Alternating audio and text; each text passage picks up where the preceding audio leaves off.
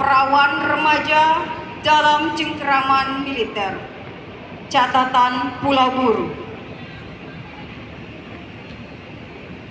Bab 5. Para perawan remaja buangan di Pulau Buru. Bukan maksudku hendak menceritakan pengalamanku. Pengalaman kami sebagai orang buangan di Pulau Buru itu bukan pengalaman luar biasa. Berabad sebelum kita sampai pada masa hidup ini, sudah terlalu banyak orang yang dibuang. Kan Mahabharata dan Ramayana sudah banyak berkisah tentang nasib buangan.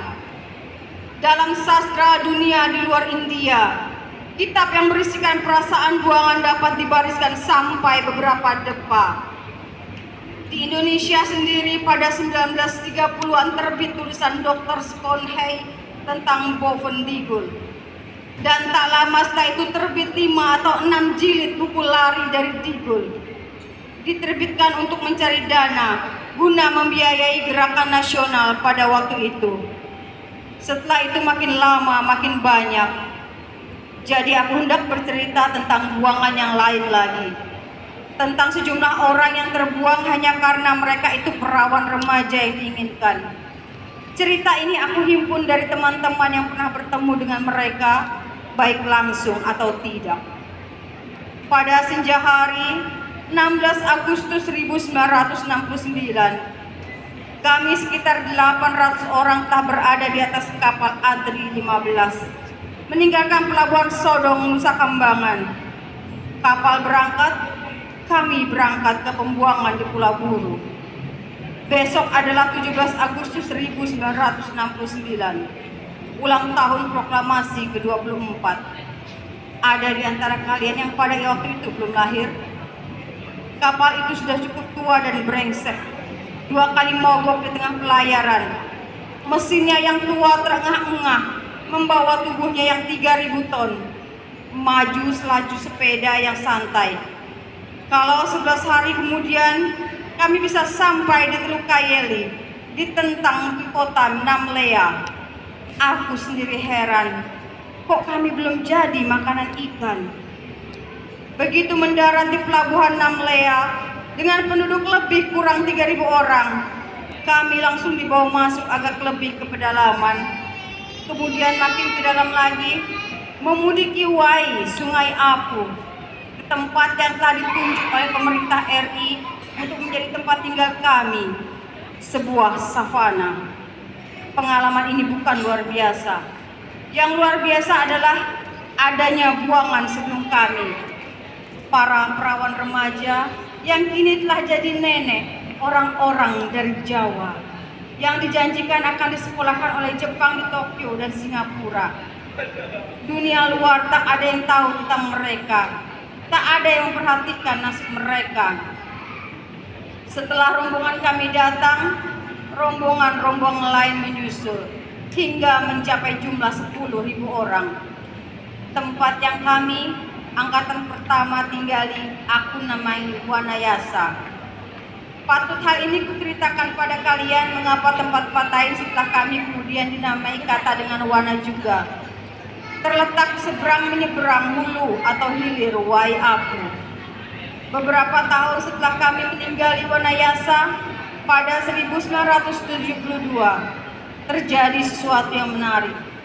Salah seorang teman sepembuangan telah bertemu dengan 2 orang buangan teman tersebut. Rodius Sutanto, lahir di Semarang pada 1929. Terakhir adalah nakoda KM Sibelan milik Ki Hok Shipping Koi, berbendera Panama dan beroperasi di Asia Tenggara. Pertemuan terjadi pada September atau Oktober 1972, sekitar jam 8 di wilayah Savana Jaya, di pedalaman Buru Utara. Demikian cerita Rodius Sutanto. Waktu itu saya sedang berada di bukit yang kami namai Bukit Sengketa. Nama itu tidak bakal ditemukan dalam peta. Ceritanya, pada suatu kali kami mencari jalan pulang. Ada 4 pertimbangan tentang jalan mana harus ditempuh. Dari pengalaman itu lahir nama tersebut. Daerah itu berbukit-bukit. Untuk menentukan tempat terpasang bukit-bukit itu harus kami namai sendiri. Penduduk asli setempat tidak punya dan tidak membutuhkan nama-nama. Maka yang kami berikan adalah Bukit Panjang, Bukit Pertemuan, Bukit Thailand. Yang belakangan ini mendapatkan namanya karena Silan, salah seorang teman kami dari rombongan penyulingan minyak kayu putih, terpaksa membuang air besar di bukit itu. Pekerjaannya dalam rombongan penyulingan adalah uru daun atau mencari daun kayu putih untuk disuling. Sedang saya mencari tempat untuk uru daun, nampak dua orang wanita Al-Furu berjalan di jalan setapak padang rumput yang di sana sini ditumbuhi rumputan pokok kayu putih. Mereka menuju ke arah Gunung Rakek di sebelah bukit Wantina. Resam tubuh mereka sama, tidak tinggi, tidak pendek. Raut muka dan gerik-gerik mereka juga sama. Umur mereka sekitar 50 tahunan. Dan nampaknya waktu muda cukup cantik dan menarik pandang. Mereka berpakaian tua, tetapi rapi. Kulit mereka bersih dan tidak terserang kaskado, seperti umumnya orang Al-Furu pedalaman. Badan mereka nampak terpelihara. Saya menduga mereka kakak beradik. Dan karena mereka tidak diringkan atau mengiringi pria bertombak, sebagaimana adat wanita Al-Furu, boleh jadi mereka tak bersuami. Mereka tidak membawa apa-apa kecuali semacam tas. Dan mereka nampak masih tetap sehat walau kelihatannya penghidupan mereka cukup berat. Sebagian rambut telah memutih. Mau kemana? Saya mendahului menegur. Tanpa saya duga, saya mendapat jawaban dalam bahasa Indonesia yang sangat baik. Bukan keluar dari lidah penduduk setempat. Agaknya bukan orang sini, tanyaku lagi. Memang bukan orang sini. Dari mana? Jawa. Jawa mana? Jawa Tengah. Yang nampak lebih tua, lebih banyak bicara. Mereka tidak mau menerangkan dari kota mana. Tapi kemudian mereka meneruskan dalam bahasa Jawa. Dan percakapan berlatih dalam bahasa tersebut. Bagaimana kau bisa sampai kemari? Ya, dulu memang hendak meneruskan pelajaran ke Jepang. Kau sampai di sini? Tidak tahu, Jepang telah membawa kami ke sini. Tahun berapa? 1944. Tinggal di mana sekarang? Jauh dari sini. Ia tidak mau menerangkan, bahkan nama pun mereka merahasiakan. Apa tidak ingin pulang ke Jawa? Mereka menyatakan tidak ada keinginan atau pengharapan untuk itu. Karena mereka malu pada keluarga, pada teman-teman. Mereka tak mau menerangkan lebih lanjut. Saya sendiri sedang memburu waktu untuk uru daun sesuai dengan jatah kerja. Jadi saya lebih dulu minta diri. Sebelum itu mereka bertanya, apakah di sini ada orang-orang Jawa? Apakah belum tahu di sini boleh dikata 85% orang Jawa? Saya sendiri dari Jawa Timur. Memang saya tak dengar. Di masa pendudukan Jepang, memang saya pernah dengar adanya gadis-gadis yang disekolahkan Jepang ke Jepang. Salah seorang kenalan saya sendiri malah sudah sedia. Ia pelajar SMPP Putri kelas 1. Tetapi saya kira ia tidak jadi berangkat. Karena pada 1950 pernah bertemu dengannya di Semarang. Saya tidak pernah memikirkan dua orang nenek itu lagi. Kecuali bertanya selintas dalam hati di mana mereka tinggal. 2-3 bulan kemudian saya dengar dari seorang teman yang jauh bahwa ia telah bertemu dengan mereka.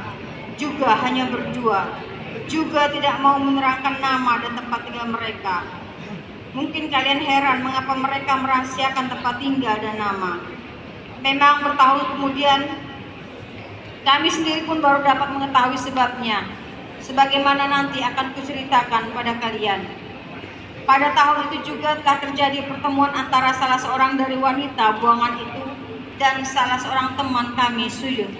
Lulusan SMP Kanishu Semarang, lahir pada 1936 di kota itu juga. Di bawah ini adalah kisah Suyun. Saya lupa tanggalnya. Jam 2 siang waktu itu, bulan Juli 1972. Ketika saya beristirahat di gubuk ladang barak kami di dekat Wayapu, seorang penduduk yang sudah lama saya kenal bernama Salisa, umur kira-kira 50 tahun, untuk kesekian kali datang. Kali ini ia datang menyampaikan pesan. Ada penduduk wanita yang mencari tapol dari kota Semarang. Sungguh kebetulan sekali waktu itu saya sedang ada di gubuk itu. Saya ikuti Salisa ke kampungnya. Saya dipertemukan dengan seorang wanita setengah tua. Ia bernama Sutina. Pertemuan terjadi di bawah rumpun bambu di kampung Waigrending. Setelah penjemput itu memperkenalkan aku, wanita itu menunjukkan senyum ramah. Sekali lagi saya sudah mengira ia bukan penduduk asli Puru. Kulitnya kuning sawo matang dan tidak terserang penyakit kaskado. Juga tidak dihinggapi elefantiasis. Ada bekas-bekas kecantikan di balik keriput wajahnya. Juga satu yang tak dapat dilupakan, setitik tahi lalat pada pelipis kirinya. Ia bertanya apakah benar saya dari kota Semarang. Setelah saya mengiyakan, ia menjadi semakin ramah. Ia bercerita berasal dari Semarang, kampungnya Jurnatan. Ia tak menceritakan nama orang tuanya, hanya mengatakan begini: ayah saya dulu menjabat direktur pabrik gas Leko, Semarang. Selanjutnya ia bercerita punya 2 orang saudara. Ia sendiri anak sulung. Adiknya yang lelaki bernama Haryono yang ternyata teman sekolah saya di SMP Kanisius Semarang. Adik perempuannya saya tak dapat mengingat namanya sekalipun telah dikatakannya juga. Dan sejauh ku ketahui, Haryono tidak lagi tinggal di Semarang tapi di Jakarta. Sutina meriwayatkan kisahnya mengapa ia sampai di Pulau Biru. Ia telah ditipu Jepang yang katanya akan menyekolahkan gadis-gadis Indonesia ke Jepang. Ternyata ia dibawa ke Buru untuk dijadikan pelacur guna melayani sejadi Jepang di kawasan Maluku, khususnya Buru. Ia ditempatkan di Namlea dan merasa tertekan oleh harga diri yang direndahkan. Dengan bantuan seorang pemuda Al-Furu, ia berhasil melarikan diri bersama 2 orang temannya senasib. A.M. Suyut merasa menyesal tidak menanyakan nama mereka. Pemuda itulah yang kemudian menjadi suaminya sampai dengan pertemuan pada Juni 1972 itu. Sekarang suaminya menjadi kepala SOA, kepala kampung Waitina. Pada akhir percakapan ia menyatakan kerinduannya pada orang tua dan saudara-saudaranya di Jawa. Malah ia menyampaikan kehendak ikut pulang dengan saya kalau saya bebas nanti. Sebagai tapal saya hanya bisa tersenyum pahit. Pada tahun itu masih gelap bagi saya, malahan bayangannya pun tidak ada.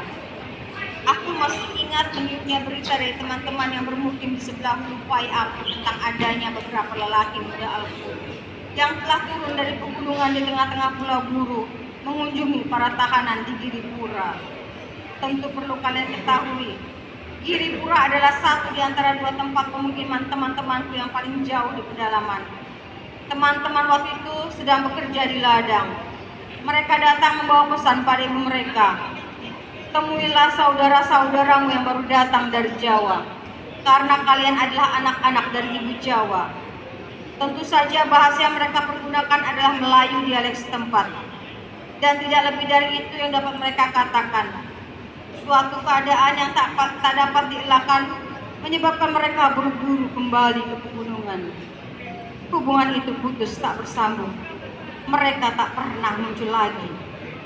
Pada mulanya para tapal tidak mengerti duduk perkara, tetapi pertemuan langsung dengan salah seorang ibu mereka pada kesempatan lain membuat para tapal mengerti tentang adanya para wanita buangan zaman Jepang.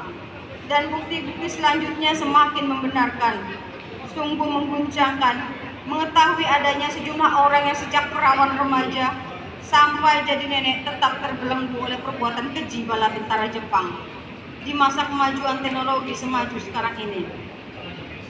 Di bawah ini adalah catatan tentang pertemuan-pertemuan yang tak terduga.